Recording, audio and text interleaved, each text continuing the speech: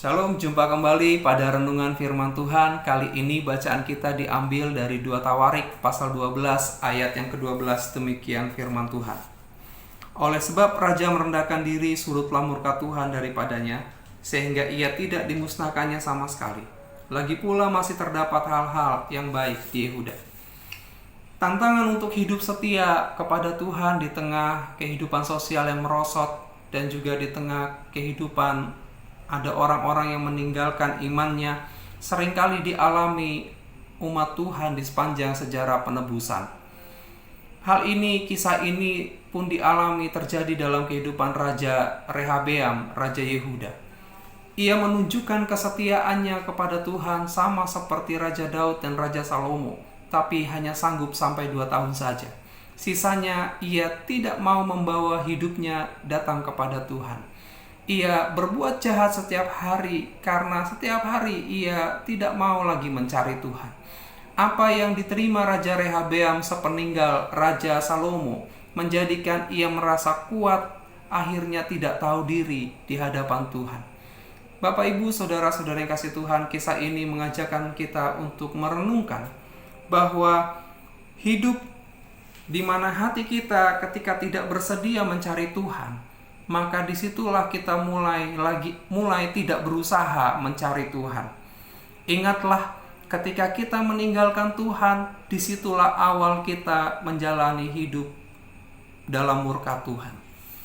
Tentu kita tidak ingin hal yang demikian.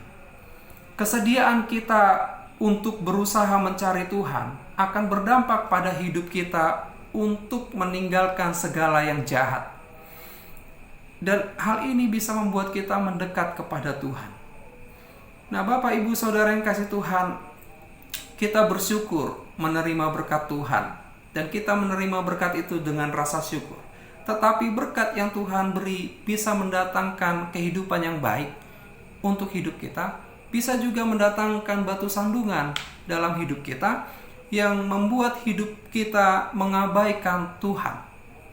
Nah, maka diperlukan sikap di mana hati ini mau merendahkan diri di hadapan Tuhan. Karena orang yang dapat merendahkan dirinya di hadapan Tuhan, maka ia satu dapat mengolah berkat Tuhan dengan terang hikmat yang berasal dari Tuhan. Yang kedua, ia tahu diri bagaimana keadaannya ketika tanpa Tuhan. Yang ketiga, mendapatkan perhatian dan keselamatan dari Tuhan. Ini adalah orang-orang yang merendahkan diri di hadapan Tuhan dan mereka mengalami 3 hal ini. Maka Bapak, Ibu, Saudara yang kasih Tuhan, rendah hati membuat seseorang bisa terbuka terhadap sudut pandang Tuhan. Ketika Tuhan berkata sesuatu berbeda dari kehendak kita, kita menjadi terbuka atas firman Tuhan, sudut pandang Tuhan. Dan akhirnya kita mau belajar kepada Tuhan. Kita mau mengikuti kehendak Tuhan.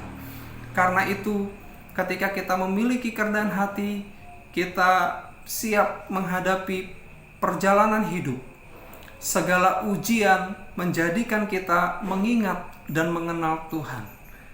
Untuk kita bisa setia kepada Tuhan setiap hari, setiap saat, kapanpun keadaannya dan situasinya.